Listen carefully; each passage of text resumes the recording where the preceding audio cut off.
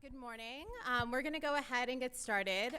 For those of you not with New America and who don't know me, my name is Awista Ayub. I am the Deputy Director of the Fellows Program here at New America, and we're delighted to welcome you here today and to welcome back Alexis Okeowo, one of our national fellows with the Fellows Program who joined 2 years ago for her book launch.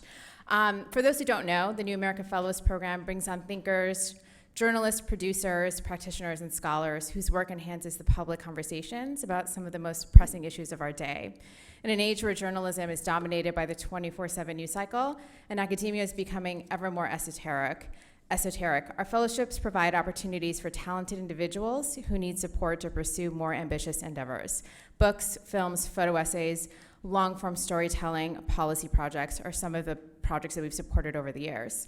And these are works that help to broaden, gets to broad audiences and changes the way we think, voices that represent the diverse backgrounds and ideologies of the American community. We're also happy to be partnering today with the International Reporting Project, a program that joined New America last year. And Alexis was a fellow also with IRP and actually was in Nigeria reporting from there in 2012. And so I'm safe to assume that some of the reporting that you did there made it into the book. We're thrilled to welcome Alexis here today. Her book, A Moonless, Starless Sky, Ordinary Women and Men Fighting Extremism in Africa, is a product of 5 years of living and reporting within Africa. Alexis's work focuses on 4 narratives that intricately come together to create a powerful image of modern Africa. Today, she's being joined by Karen Atia. No, did I say it right? Yes, the Global Opinions Editor for the Washington Post. And without further ado, please join me in welcoming Alexis and Karen.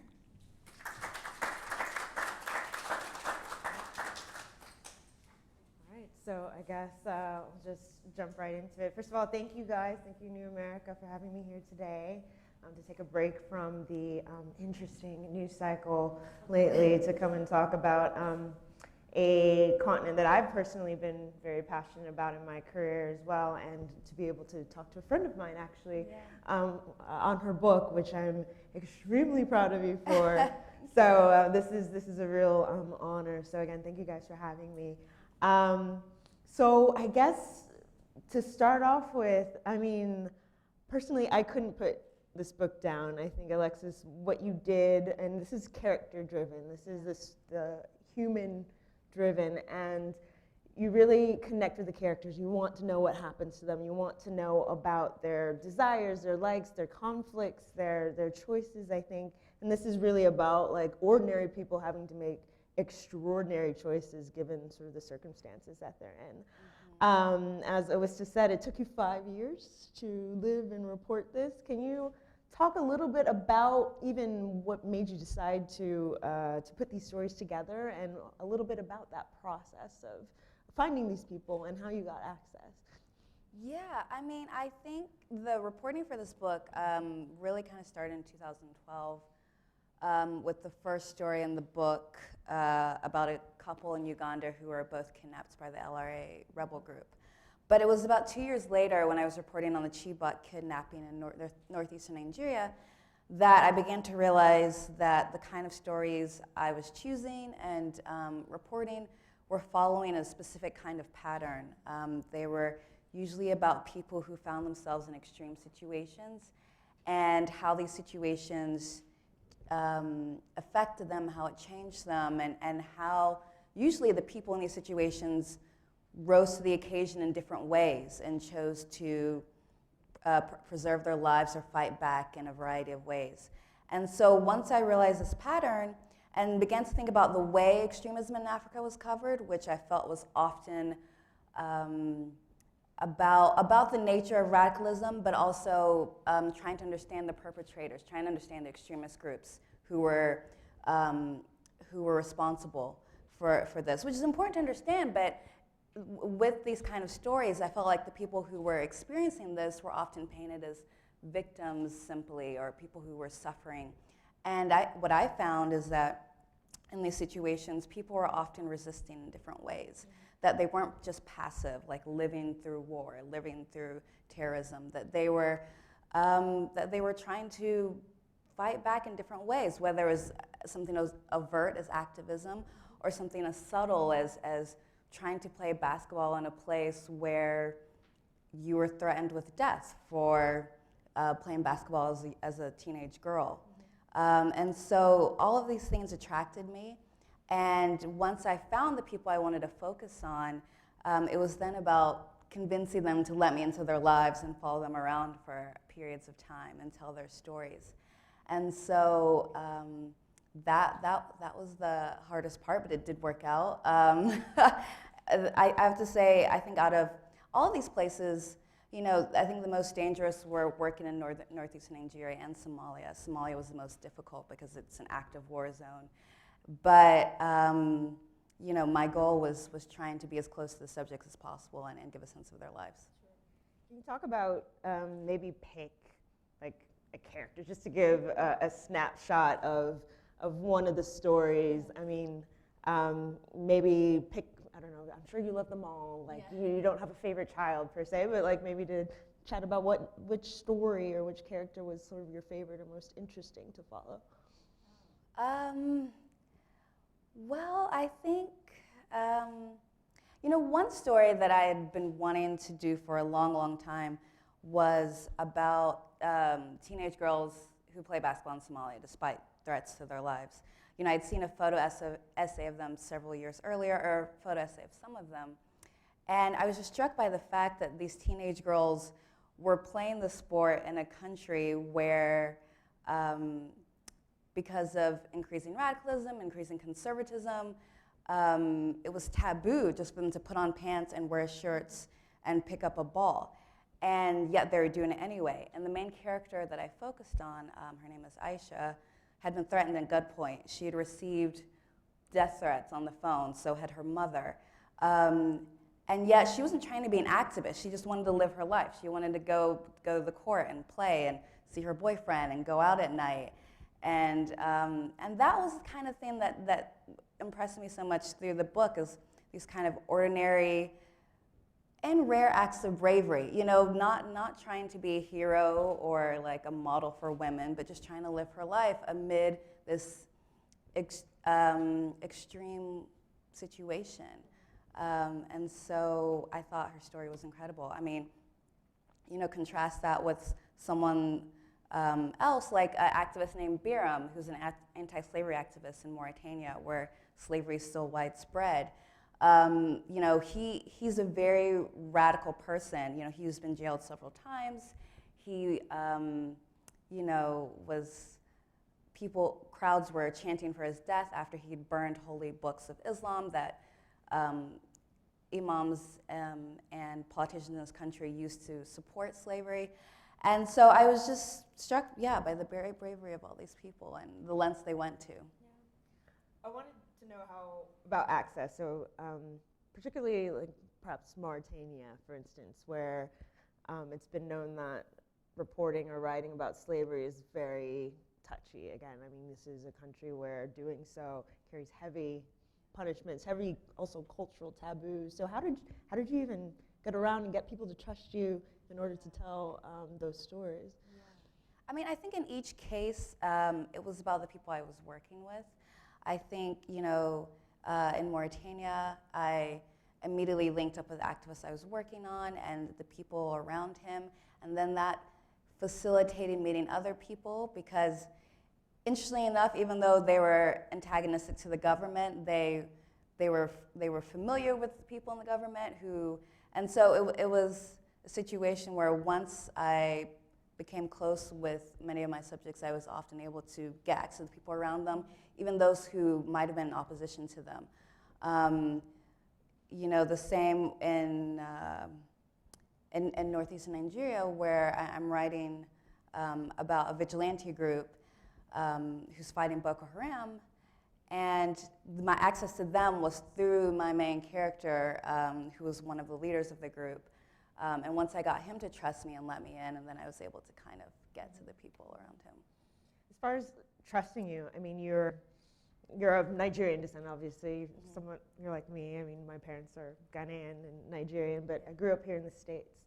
How much of getting people to trust you, or even just like navigating these worlds, do you think had to do, well, I guess two things, like had to do with people sort of seeing you as perhaps not always the typical like Western white male journalist. And then also for you, I mean, you talk about it in the beginning of the book, how much of this for you is also discovering your own roots, like in your own background too, as far as Africa. Well, I mean, I found that like in several interviews with several of my subjects, either indirectly or directly, they did say that they felt some kind of kinship, because even just for our shared skin color. And then, you know, when finding out about my heritage, that also kind of was disarming at some point. At least broke down one of the several barriers you have to break down in order to get your subject to trust you. I think it was helpful in doing that. And I think that, you know, through my years reporting in Africa, it's also been an evolution for myself, kind of realizing both how African and American I am. Because I kind of say when I'm on the continent, I never realize how more American I am. And then when I'm here, I never realize how African I am. I'm like, what do you mean I have an accent? Like, you have an accent, that sort of thing. Yeah, I know what you mean. And so, I mean, did you feel like, did you ever feel like, particularly as maybe also a woman, like reporting in, say, Mauritania or places especially where it's male dominated, like, how did you navigate that as well? Yeah, I mean, in a lot of the places I reported, heavily patriarchal societies, heavily religious societies, but I mean, I was impressed that I was treated with a lot of respect. I did, I think, have a greater level of access because even though I was a woman, I was foreign, and so that kind of enabled me to occupy a kind of third category, and so that was sense. So one thread. So I want to talk about first, like love. We'll come back to love later. I want to talk about love and romance. I guess like in the time of extremism. I mean, we can always talk about love, but like I'm all like struck by like the romantic choices that, or maybe what the characters think is love, but then can you really call it that if your circumstances coerce you or force you to? Right. But one thing that I guess struck me a bit with the Nigeria, Northeastern Nigeria chapter and the Somalia chapter is in situations of extremism when you have these radical groups that are wreaking havoc on populations, you have a situation where the people don't trust perhaps the military or trust, in the case, the government, right? So Elder, right, the character that you follow, who's part of the Civilian Joint Task Force in Nigeria, the Vigilante group, I guess, and I'll read it right here from page 93. You say, you're right, for the young men joining the group, the Vigilante group, was a way to reclaim a sense of power after so much had been lost. Relatives, friends, schools, a viable future. He, Elder, said his parents were happy that he volunteered, but he recognized that so much of Maiduguri was wary of the civilian force because it was imposing its own law and order. And he says, they say, see the civilian JTF, they're doing bad things. They act as if we're useless or up to no good. They should be praying to us, the civilian task force, every day. So like, I guess to me it's the so-called good guys, right? Or the ones who are tasked with having to help combat these forces, especially when there's a lack of trust in the military, when the lack of trust in, say, Somalia, in the sort of regional players, Uganda, United States, that are also have their own agendas in Somalia. I mean, can you talk a bit more about that when it's these when you're on, you think you're doing the right thing, but also the JTF was also accused of using child soldiers, right, and also committing atrocities alongside the military. So I guess a bit more about that thread of, the sort of nuances about who is good and who is bad. Yeah. Right? Well, I mean, one thing I discovered again while reporting this book, and that I hope comes clear, is that there aren't any pure good guys or purely bad guys. The ones who try to do good sometimes do bad, and that happens a lot. With Elder, the man who helped start the vigilante group in northeastern Nigeria, he did have good intentions. He wanted to protect his family, his community, fight back against a terrorist group. But during that process, he became, somewhat morally compromised. And it was something he could never fully admit to himself, but I could tell that he was struggling with in moments. He actually WhatsApped me recently, and he said that they've committed to stop using children. Okay. So I was like, great. So yeah, I mean, it's something that I definitely wanted to make clear, because sometimes in these narratives, it can be easy to flatten the stories of people and kind of say they're heroes and that, we should just look up to them and they're perfect, but, who is? Yeah. And so even though there are a lot of things I admire about them, I thought it was important to be honest about the things that, that are not as great. It makes sense. Yeah. All right. Now we can talk about love. I guess in the very first part you have Bosco and Eunice. And Bosco, they've both been kidnapped by the LRA, almost similar to like when women are kidnapped with Boko Haram or any real radical group or a terrorist group, used as like forced to follow the men, forced to marry, or forced to, very often raped and all of that. And it was striking that Bosco thinks he loves Eunice, like sees her and like immediately is starting to think about his future with her. Yeah. But then yet he rapes her, right, in the first encounter, and she's afraid of him for a long time.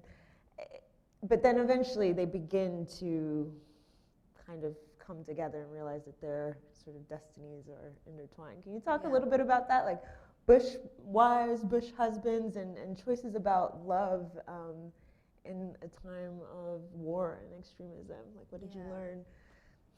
Yeah, I mean, that was definitely one of the most difficult stories I've ever reported and written, because it's so morally murky. There's so many grays. And I remember first talking with editors years ago, and a lot of the editors were just like, I don't know what to do with this. Oh, really? Because it is difficult. You have... What is their problem? Like, they were like, can you call this a relationship? Yeah, because I mean, this is a story, it's a couple. Both the man and the woman were abducted as children. So the man to be a child soldier, the woman to be essentially his sex slave when they were both teenagers. And after years of being in captivity together, having children together, making a life together, they both escaped. And the woman decided to reunite with him after he escaped and tried to make a life together. And in this case, what happens is, I mean, and her community and her family are upset by this. They don't understand it. But in her case, loving him and choosing to be with him is her own act of resistance. And so, against what the LRA tried to take from her, they tried to take from her any semblance of family and any semblance of love and normalness. And so it is a tricky thing to talk about love in this kind of circumstance, because you can never fully know people's hearts. And I did talk to other couples who were in the situation, and it was clear that there wasn't love there, and that their other mitigating factors had forced other couples to reunite. But what drew me to this couple was that they were both reflective, and that they both thought about what their lives would have been like had they never met, and the taboos of it and why they were drawn to each other. And so in this case, I just had to simply let them tell their own stories. I try not to judge. I try not to bring my own kind of, there was one time when you were like... What did I say? Well, in the book, where you were when I think one of the characters said like she was in love, and you at least acknowledged that you were skeptical at least, like that you're like, is it really? Yeah. But then, but then later she says, oh well, maybe it wasn't quite. Or that she didn't know what love was. She didn't know what love was. That's right. Yeah, that was with another couple. Right. Exactly. Yeah. So it's like. It is hard. I mean, the same with the coverage of the Chibok girls. I remember a lot of sort of backlash when like headlines would say, oh, Boko Haram is marrying off these girls, these are wives, and people would say, no, absolutely not. These are children, they're sex slaves, but to a certain extent that does also sort of just flatten the narrative and implying perhaps, to realize that it's more complicated. Yeah, in, well, I mean, in some ways. I definitely do agree with those girls. I mean, yes, Right. they're sex slaves. I think but the complexity comes later is in this case when Eunice is telling me her story, and she's telling me the evolution from the relationship to what started out as one of being forced to be with this man and then choosing to be with him. Yeah. And so that I wanted her to tell in her own words and kind of express that and let people make up their own moral decisions. Sure. So, yeah, when it comes to decisions, one thing I think you do very well in the book is in the parts, like you have part 1 and part 2, and at the end of part 2, like each of the characters, the very end, each of the characters, the very end, you're left with them making this choice, like whether it's to jump from Boko Haram or Biram to burn the Qurans, right? And it was really striking the way you did that, because it really reinforced, it was kind of a choose your own adventure type of cliffhanger, like, what comes next, but I think, again, reinforcing that these people are having to make extraordinary choices, life or death choices. Yeah. Was that intentional? Yeah, it was, because, people sometimes ask why I was drawn to such extreme situations, and it's not because I'm like an adrenaline junkie and I want to see war, conflict. Yeah, you're like totally chill. You don't always, no offense, you don't always strike me as like this war reporter, Right. Right. But I'm drawn to what extreme situations do to people, and how it affects their decision making, what kind of choices they make, or how they grow into themselves or don't. And so that's what I'm drawn to. I'm drawn to how people respond when they're in the middle of these really radical circumstances. And so that's why, I tried to kind of show at those moments perhaps some of the biggest decisions they had made in their lives. Yeah, exactly. All right, so I'm curious. I take books to be sort of almost like curated museums of facts and stories and characters that you pick. So I'm curious about what didn't make it in the book. Were there perhaps countries or extreme situations that you considered, but that perhaps maybe it's not like Boko Haram or LRA, but maybe it's nomadic, conflicts between nomadic tribes and the middle belt of Nigeria, or that's your next one. Just give me credit on Twitter if you do that. Well, one was and it would have stemmed from a story I've already written about an orchestra in the Congo.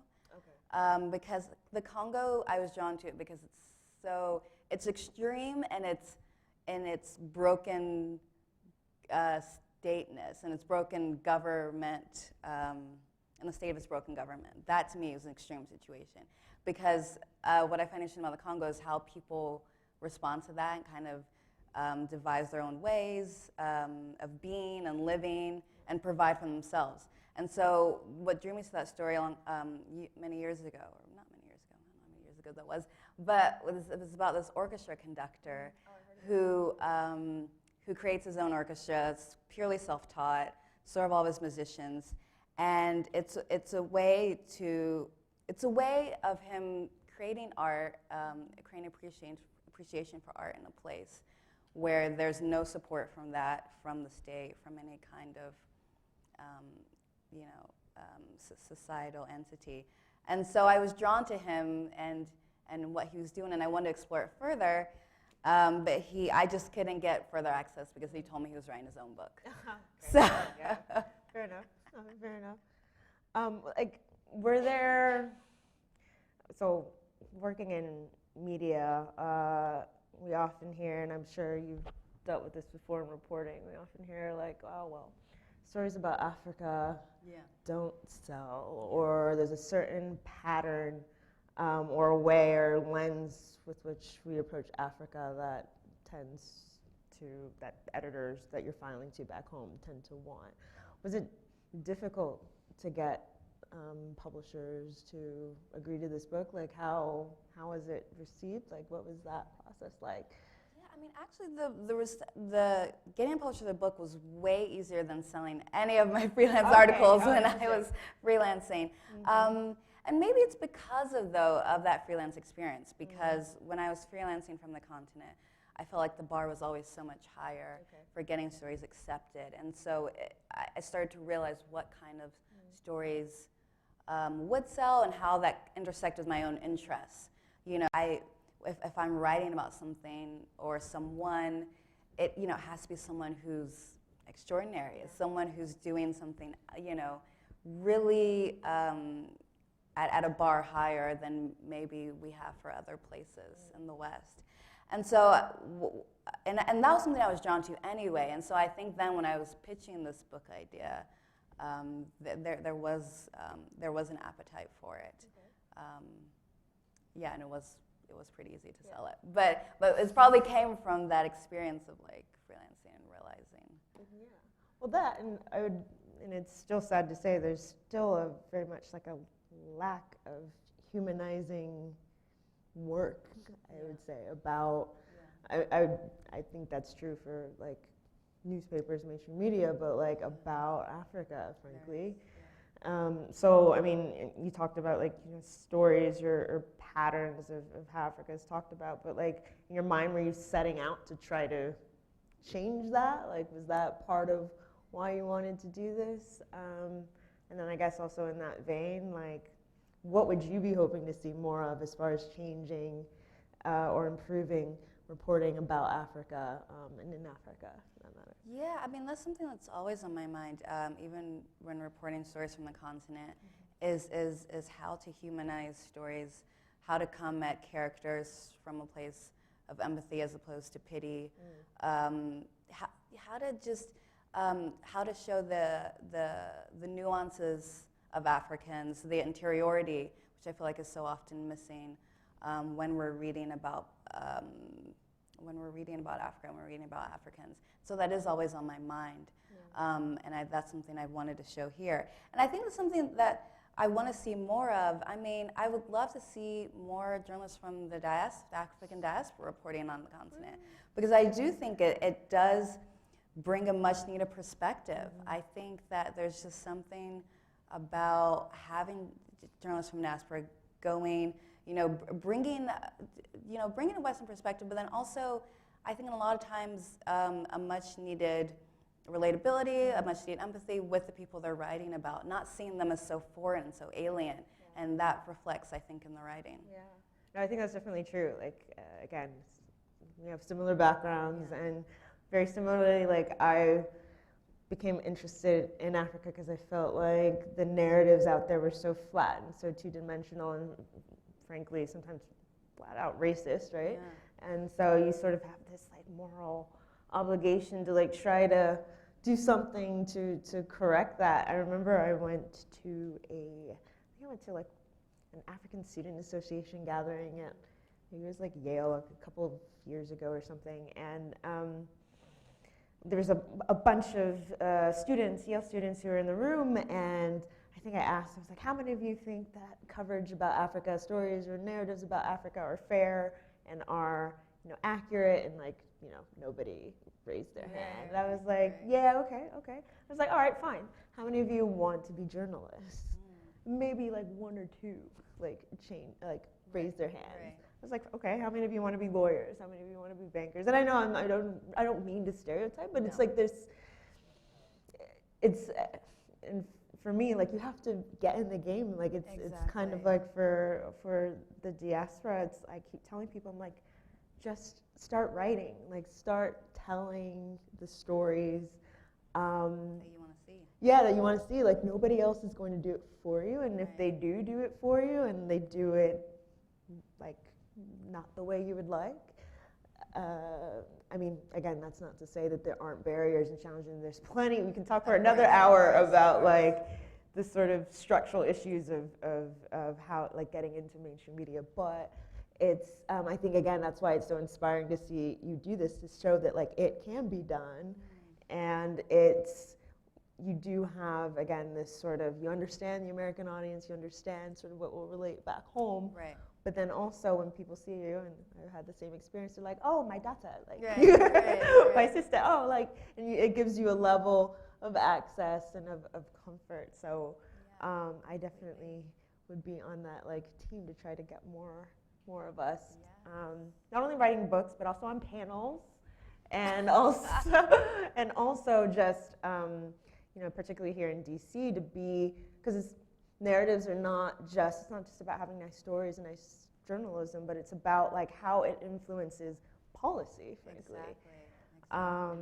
So even in that, and I would be curious, since we're playing to the crowd in DC, like if you think that what you learned from your reporting and from your writing has any sort of policy implications, right? Because we hear so much about countering violent extremism. We hear so much about like what does it mean to counter radicalization, like you said. So like let's focus on the groups who are doing it. But like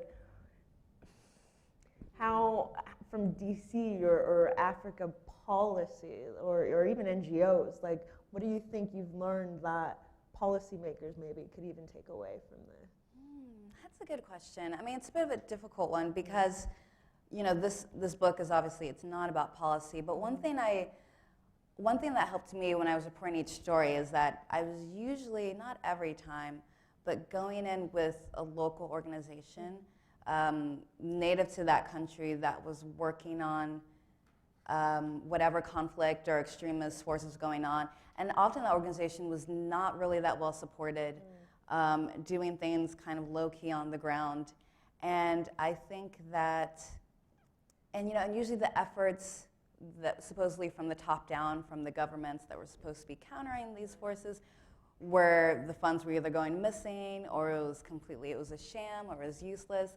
And it's just this idea of like supporting local actors from the ground up, because in a lot of these places, even though there's a veneer or a facade of legitimacy, the governments weren't doing much, or they were corrupt, or they were compromised. Yeah, and that's like a perennial problem. I mean, just again, as far as like diaspora voices, we keep crying and saying there are local groups on the ground that are doing this work. That funding or attention doesn't. Of course, there are large organizations with a lot more resources and a lot more sort of exposure. Yeah. But as far as sometimes the ones that are actually doing the work and have more of the connections with the local population, they're not getting that sort of support. Yeah.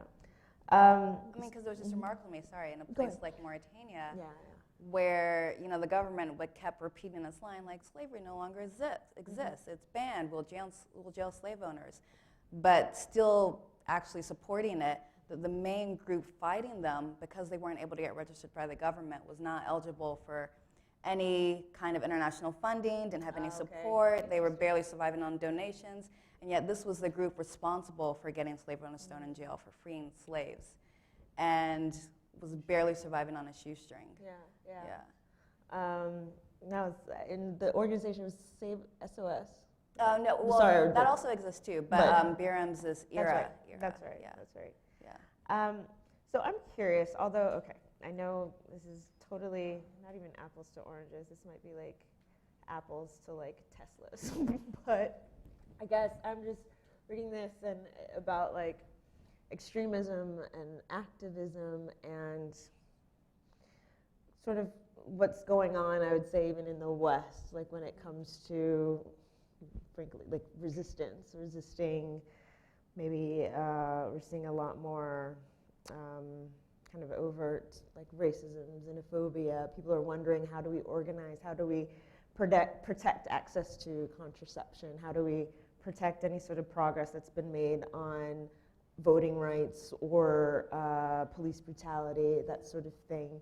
And again, I know it's not at all to compare what's going on in Uganda or Somalia to what's going on in the States or in Europe, but like, is there any sort of lesson that you learned about sort of activism and resistance that you think could be applied to our current situation? I think even though these are extreme situations, in some ways they're not so different. I mean, what I like to think about is Somalia, right? Where even apart from the war, the way that freedoms for women diminish in a way slowly, but also so rapidly. You know, at one point, women are going around with their hair uncovered, wearing afros, wearing whatever they want. And then within a few years, you know, it's almost taboo not to cover themselves, not to go out, you know, not to go outside and play sports. And what was striking to me is the way still some women spoke out despite risk to them, or despite the fact that things could become uncomfortable for them. And even now we're still doing that. And it just, I don't know, it just struck me the way that the freedoms that people can take for granted, as is happening here, can disappear so rapidly. And it depends on how people respond, how people resist, what they do to hold on to those freedoms, and if they can. And I think, and in the aftermath, how do you deal with it?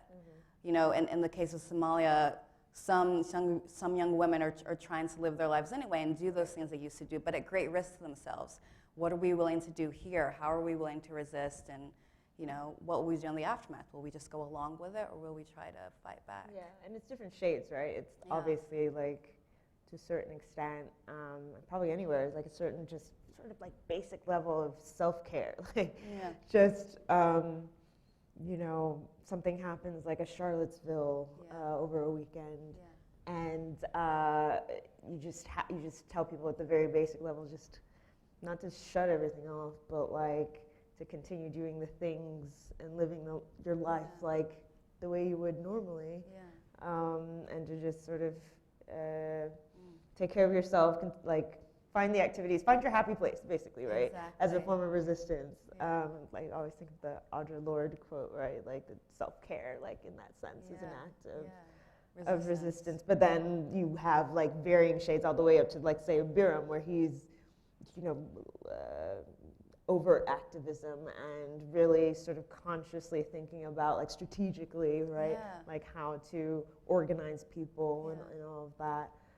So I just found it even just very striking, just especially this book coming out at this time when people are asking questions about, like, what does modern resistance look like? And we're not even, in this book, you know, we're not even talking about, like, obviously, like, social media as much, and how that, although you do mention how people keep in touch on Facebook and things like that. But I think it sort of carries that sort of timeless lesson about what it means when you're faced with sort of extraordinary circumstances and like, how do you respond? Yeah, exactly. So I guess largely I'm kind of like, well, what's next for you? Like, you're going back to reporting? Like, are you thinking about, like, what are your next steps after this book? I know it just came out. Like, I shouldn't like really be like, so what are you doing next? But like, Yeah, I mean, I'm still drawn to reporting and writing about extremism, but now I'm trying to do it in my other home, which is the Deep South. Okay. Trying to Alabama, Texas. So okay. I understand. As foreign countries go, like. Well, I mean, because it's funny, because I've always been drawn to writing about extreme situations elsewhere, and now my own country has become an extreme situation. Yeah. And so that is, I think, a goal coming up, is to try to write about that in a way. Still from, I think, as we were talking about, the insider-outsider position, where, like, this is my home, but now going back, especially after so much time abroad, kind of looking at it in a different way. Yeah. You're not the first journalist to sort of tell me that like, journalists who are interested in foreign coverage and have been foreign correspondents, that sort of almost feel like we've been spending not so much time, I mean, obviously very interested in the stories of other people in other countries, but like so much time looking at what's broken in other countries, that what's happened over the last year has sort of woken people up to, like, what's broken here and what's extreme here, or what's the possibilities of extremism here. So, like, there are others who I've talked to who are like, I think it's time for me to come back, and I think it's time for me to help, and to help sort of build or make sense of what's happening here as well. Which, good and bad, it can also mean that the U.S., or the West will be inward looking, and when it comes to policy or attention on Africa or these issues that you've written about, meaning that some of these folks might be even more on their own, for better or worse, right? I know. So I'm not sure, if we want to go to questions from the audience, and not just the ones I paid to be here. All right, cool. So I was just wondering if you could talk a little bit about the strategies people are using to resist extremism. From of those that you saw, what do you think had the most impact, on a larger scale, whether it be a small thing or a big thing? Well, I thought the most effective thing, but also the most risky strategy I saw was the story of Biram, the anti-slavery activist in Mauritania, because the history of resistance in that country against slavery had been to write petitions and do sort of peaceful rallies and write open letters, and that had gotten nowhere. And so Biram was like, we have to be more radical. And so he actually said that he took a lot of his model from the civil rights movement, which was doing sit-ins like in front of police stations until they arrested the slave owner, or doing protests that oftentimes got violent, or forcibly going and going to people's houses and taking away slaves. Just like direct, constant, active confrontation with the authorities. And so, as a result, he was thrown into jail multiple times. But he said he liked doing that because each time he got thrown in jail, NGOs and other people would ask him, why are you in jail? And he would have to say, or the government would have to say, because he was protesting this case of slavery. And so that would mean they'd have to acknowledge that something was going on with that. And so, but it's worked. I mean, they freed tens of thousands of slaves. They've gotten the first slave owners thrown in jail. It's still an uphill battle, but that kind of direct, active confrontation has been the most effective strategy I've seen among activists on the continent. Unfortunately, at great risk to the people who are doing it. But speaking of course, this week as far as crazy news cycles with, I'm sure like NFL and of course. Confrontation and making people uncomfortable. It's like, again, thinking about the various strategies that are allowed or not allowed to go forward, right? That's interesting. Parallel. More questions? And if you can introduce yourself so we know who you are. Hi, Tim. Thanks.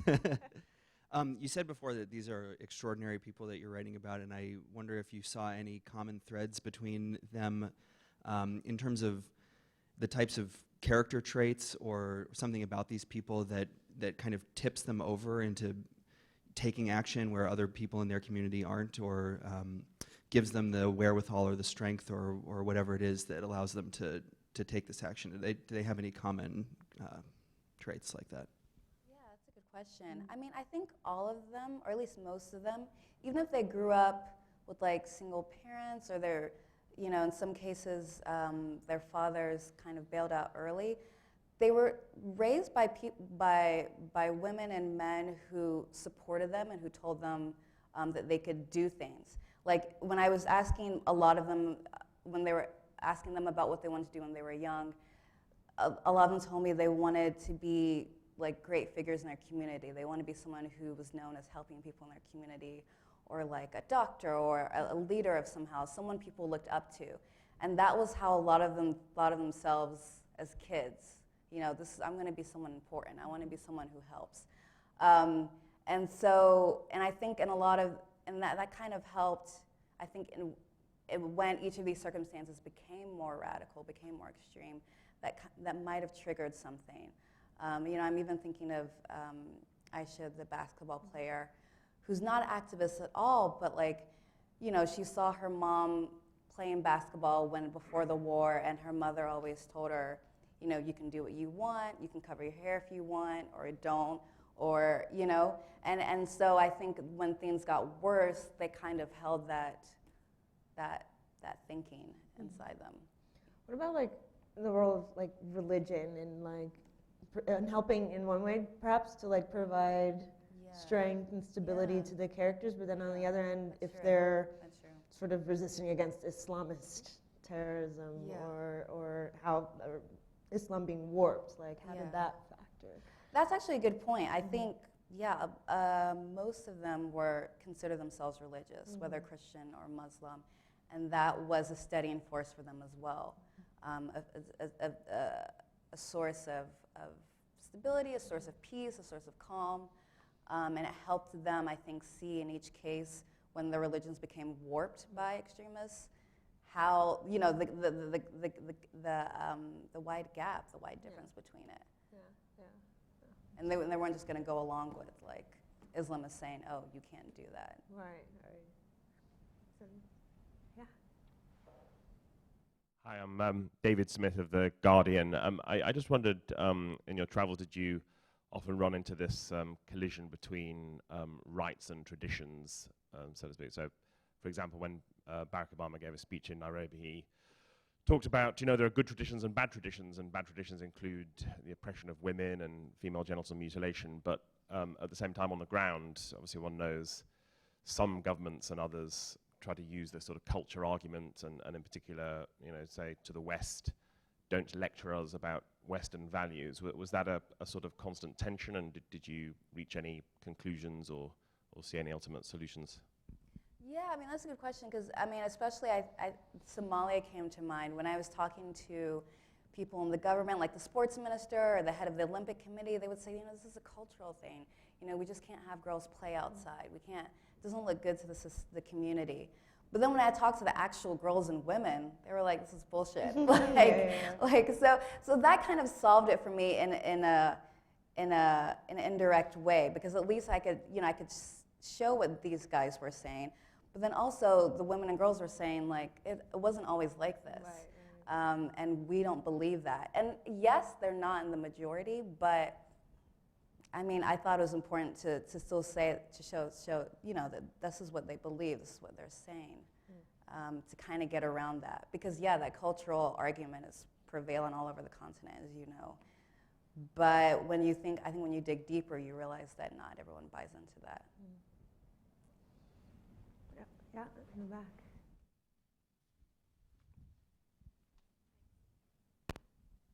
I'm just curious, when you talk about the leaders of the sort of counting the extremism in the community, how are they seen in the community? Like, is there support for that movement, like this anti-slavery movement, or for the girls playing basketball still? Like, how are they viewed within their community for doing that work? Yeah, it depends. I mean, I think it's often very divided. I think like with the anti-slavery activists, there are a lot of people who support him, especially Black Mauritanians. But then even among that group, there's some who think they're too radical. And then in a case like Somalia with the girls playing basketball, I mean, I would think a lot of actually people in Somalia, well, I don't say Somalia, but maybe even Mogadishu, are not quite comfortable with it. But that a surprising amount of people were. And so, it's often divided. It's not usually like these people are usually that well supported. But what was nice to see is that they were, that there were people who did think they were doing the right thing. But it's never majority one or the other. Speaking of communities, did you, I think we touched on it with Aisha in Somalia, as far as like many people wanting to leave to go through the routes through Libya to go to Europe. Did your characters, and if I'm not remembering correctly, you can correct me, but like your characters ever think about trying to escape the countries, trying to leave, to try to get asylum or try to go to Europe, or did they just say, no, this is my home, this is my fight, I'm gonna stay here? Yeah, I mean, most of them said that. It was really just Aisha in Somalia who wanted to leave, understandably, and it wasn't because she didn't love her country, it was because, I mean, Somalia is just so unsafe. And I mean, her own brother had been killed. most of the rest said, this is my home, and I want to be here, and I want to be near my family and live my life. Yeah, I think about that, especially in the context of like EU or some of these countries that are now wanting to, like, trying to stem the migration crisis, right? And then, and maybe working with some of these governments to try to improve aid, improve things, so that people stay. I don't really have necessarily a tie to that, but it just brings that like to mind, right? So yeah. Miracle, and my question is on intergenerational gap. Most of African countries, just like Central Asian, South Asian, or Southeast Asian countries, are young, right? Predominantly young. What is the role of older generation in changing those countries towards better development and more resistance? I mean, as an example, for instance, and I'm originally from Central Asia, older generation does make an impact when it comes to peaceful development, whereas younger generation, I mean, just, I guess naturally, right, are more radical. But on the other hand, older generation are also representatives of the older regimes, like Soviet regime, right? So they still believe that that could be revived and some of the essence of it could be revitalized. So positive and negative. And in African context, what was their role in your experience? Thanks. Yeah, that's a good question. I mean, I think, it's kind of like what you experience. They could be both something that could drive change, but also sometimes hold things back. I think, again, in the case of Somalia, actually the older generation in a very young country had experienced freedoms and a period of peace that the younger generation had never experienced, which had only known war.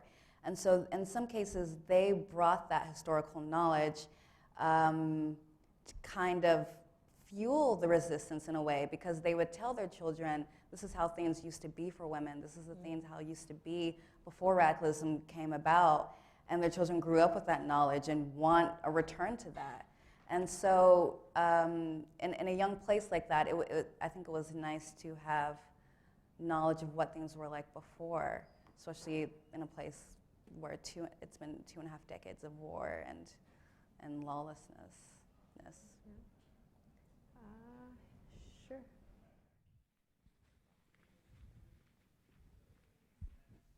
Hi, I'm Joanne Zalatoris. I work here at New America. Can you talk a little bit more about your writing process, both from the narrative side of how you chose to organize your characters and their stories, and then also from the almost practical side of how you did these reporting trips and wrote this book while also, I know, writing other stories for the New Yorker? Yeah, I mean, I think, well, actually when we first started out, I think I mentioned we had even more stories than were in the book, but then we kind of realized if we want to actually have fleshed out stories, we need to reduce it. I think we did it by half. Okay. And then we didn't want it to be just like story after story. So especially when there was a general theme kind of linking them all together, at least in my head. And so I kind of wanted to have them weave together at least one point, so it was at least possible to see any connections or links among the characters. And then, writing it while also having a day job. That was not easy. I mean, the past 2 years have been a lot of travel. Sometimes I try to intersect it, where if I'm going to this place, maybe I could try to do a story for the magazine, but that didn't usually work out. So it was just, it was a lot. But I think that, one thing I was aided by is that a lot of these stories did start out in some form, some shorter form, like before. And so at least it wasn't just going into it blind. And then even though I had to make several trips after that, at least I kind of had like a blueprint of what I was looking for. And I had already met every subject, or almost every subject. Yeah. Like when you were going back and forth, how did you keep in touch with subject? Was it like WhatsApp? Like Yeah, okay. oh yeah, WhatsApp, Facebook Messenger. Yeah. Interesting. Yeah, that has been so key. Yeah, yeah. Do any of these folks have? I mean, obviously Facebook, but do they have like other forms of, I don't know, like social media or like how they organize? Or is it just mostly Facebook? Mostly Facebook. I don't think any WhatsApp. of them are on Twitter. Yeah, Facebook and WhatsApp. Yeah, makes sense. Makes sense. I think, did you, Suit Man? Yeah, I'm John Pilitich. I'm with our State Department. I'm interested if, in the time that you were serving, reporting out in the field, if you saw any actions from our own people, our own State Department people, or other, let's say, other countries' diplomatic corps, if any episodes stuck out of positive intervention or engagement during your time? Yeah, that's a good question. With respect to extremism issues, if you will. Right. You said any positive intervention? Yeah. You talked a bit before when she was sort of coaxing out some Yeah. Policy, like Yeah, policy. I mean, yeah.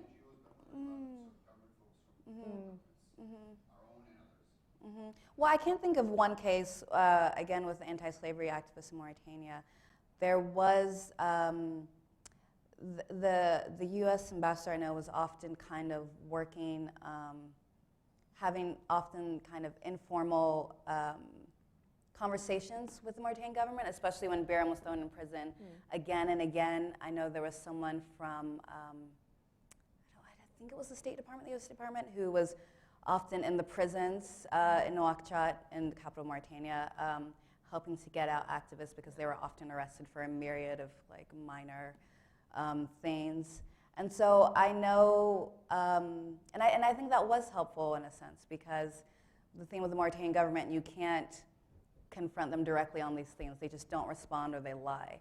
And so I think what was helpful there was that there were Western diplomats trying to have informal conversations and trying to advocate on behalf of these activists.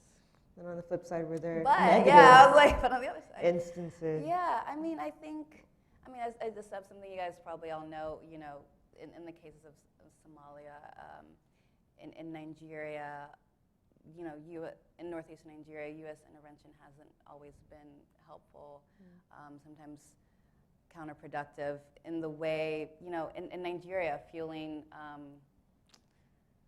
it's tricky because I know the U.S. has tried to help the war against terrorism there, and it's had to deal with a government that's not always transparent, deal with a military that's guilty of several human rights abuses. So I don't envy the decision making there, but I think in Somalia it's become very morally murky in terms of who's being funded and what they're doing to fight terrorism there, and it's created a very hostile situation. Yeah, I think there's maybe one more question. Thinking about the different ways that like terror manifests itself, and subsequently how we sort of grieve and mourn the victims of terrorism differently as a result of obviously where they live. And I think about your work, I think about your colleague Ben Taub's work, and how it's illuminating the lives of folks who are affected by terrorism that we don't often always consider. And I wonder for you, what does it look like for, because obviously there's like, as you illuminate in your work, acts of terror and violence happening throughout Africa in ways that never come across, you know, are not brought to our attention in a meaningful way. And so I'm curious what it looks like for you for that work to, is that singularly a failure of the media? I'm kind of curious like what sort of like coalescence of factors you attribute the lack of our attention to these issues to, and if there are examples of places or people that you think are doing it well, and what a better infrastructure for bringing in these issues to people's attention would look like. Yeah, thank you. I'd like you to answer this too. I knew. Yeah, I mean, I think, you know, especially in the last couple of years, I think that disparity has become so obvious as we see Western cities and countries experienced the kind of terrorism that has become almost, I don't want to say commonplace, and in certain countries on the continent, commonplace. You know, at the same time that there were attacks in Paris, you know, hundreds of people were being killed at a time in Nigeria or elsewhere, but the level of attention, the level of empathy was just different. And I think there are, you know, a couple of reasons for that. I think one, you know, when an attack happens in the West, it isn't common, and there is a way that, of course, Westerners empathize more so with people perhaps who look like them or have similar experiences with them. But at the same time, and so as a result, I think that when terrorists talked about on the continent, because there hasn't been that history of humanizing people on the continent, because the way stories have been approached, oftentimes, not always, has been to talk about suffering on a mass scale without talking about individual stories, without talking about how individual people are affected. It can just all kind of get clumped together. You know, when we hear about hundreds of people killed, it's almost like passes through our brain, and it's one single amorphous figure. We can't picture faces, we can't picture families, and we can't picture.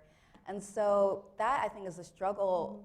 That is the job of the journalist, to make those faces individual, so that we can, if we think about an attack in Nigeria, we can think about, wow, a mother and her children, and, you know, maybe she was an accountant, and you know, the way we talk about the victims of Las Vegas or other places. That's what has been really missing, I think, when we talk about terrorism on the continent. And that's our job, that's our struggle. And it's not always easy to get those stories published. It's not easy to get those stories assigned, and, you know. Yeah, I mean, speaking from being like in the media, I mean, I'm obviously very adamant, I guess, as much as I can, that like these stories about Africa matter, and it's, when you say a story matters, you're saying these people matter, right? And I think, yeah, just like you said, there's, as far as like news value, if something happens, it's surprising, or at least it used to be surprising, when an attack happened in London or Paris, versus, you know, Boko Haram, say, that has been raging since 2009. I mean, it was really only when, like, Chibok happened, right? That's when the whole world was like, what is Boko Haram? Who is this? Like, and then also, I think when Boko Haram started, like, capturing territory, right? Like, trying to almost become ISIS and hold territory. I would say that, and this is not meant to like excuse the shortcomings of Western media in covering terrorism and violence on the continent. When I went to Nigeria, northeast Nigeria, I went to Adamawa State in 2015. So this is right when like the military had success in pushing back Boko Haram. And so I was actually very curious in how like communities were taking in the IDPs that were coming down from Borno and all of that. And I remember I went with a group of Nigerian journalists, and many of them had never been to the Northeast, had never, even though like this horrific sort of terrorism was raging in their country, it was almost like those journalists that were based in Lagos like almost were also like in a sense desensitized, or like that didn't make, like attacks didn't make headlines even in their own country. And again, this is not to sort of excuse like papering over or not covering terrorism, but I just found it very striking that, and that was part of the problem with Boko Haram for a long time, that even like the government didn't really want to acknowledge it, the government didn't really like downplayed it for a long time, and it probably wasn't really until the Bring Back Our Girls and the international heavy pressure came that former President Goodluck Jonathan wanted to do something about it, sort of. But I think also when it comes to Africa, when it comes to Nigeria in particular, just like any war-torn place, like the challenges of trying to get information, and the challenges of trying to get to the north and to access people is hard. But again, I mean, that's our jobs. Our jobs are to do the hard things to get those stories. but yeah, I think part of it is also, as far as the stories, and I guess for me as an editor trying to find these stories, it's also like what can be done to strengthen local media and strengthen like local journalists to be able to get the money, the access, the training to also set those agendas too, to report accurately about their own countries and about what's also happening in other countries. So yeah, it's complex, but ultimately we need to do a better job. We all need to do a better job, which is why your book is such a breath of fresh air. It's sad that it has to be a breath of fresh air, but at least it's here, you know what I mean? So, so yeah. So unless there are any other questions, I think we can wrap up. Well, again, thank you guys for having me. Alexis, like, congratulations. Thank you. This is amazing. Thank you for doing this. And thank you guys for having me. And yeah, I hope to meet some of you guys and stay in touch. And yes, I'll be following all your exploits as far as like your book tour. I've been following you on Instagram. I'm just like, that looks fun. We're gonna have fun when you come to DC. Like, so very cool. You're welcome. You're welcome. All right, thank you guys. Of course, you're signing mine. Actually, I have another one.